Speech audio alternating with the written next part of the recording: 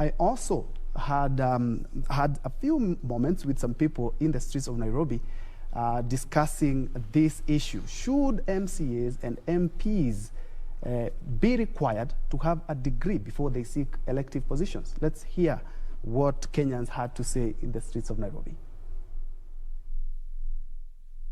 I believe that the MCAs and the members of parliament should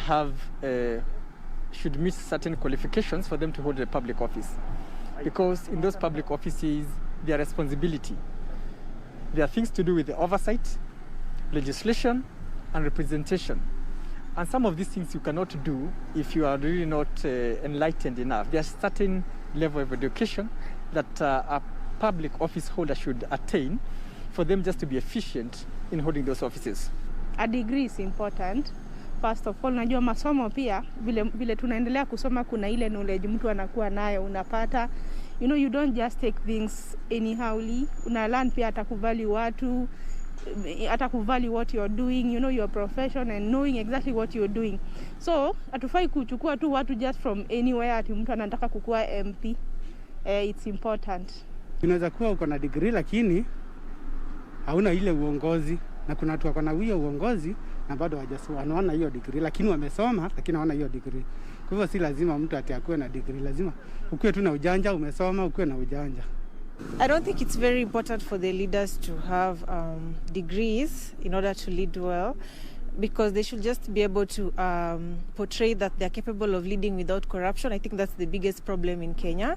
As long as they're not corrupt and they're capable of delivering, it doesn't matter the academic qualification per se. As long as they're able to speak in English and Swahili, they're able to represent their people well and they're understood, it doesn't really matter. I wouldn't see the need for MCAs actually to have degrees. It's somehow discriminatory. The people who are electing, people with degrees or most of them do not have degrees. So, and I believe it's not about education.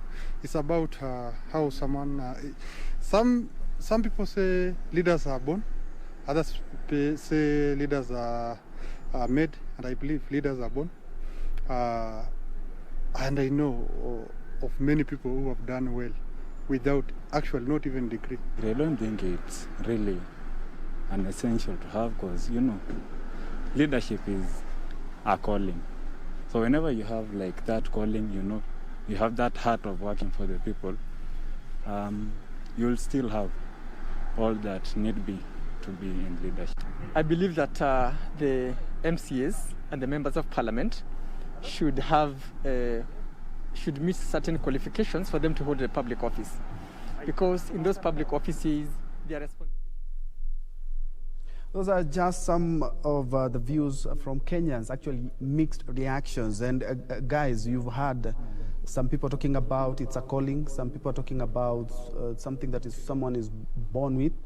Others are talking about, no, when you talk about legislation, somebody should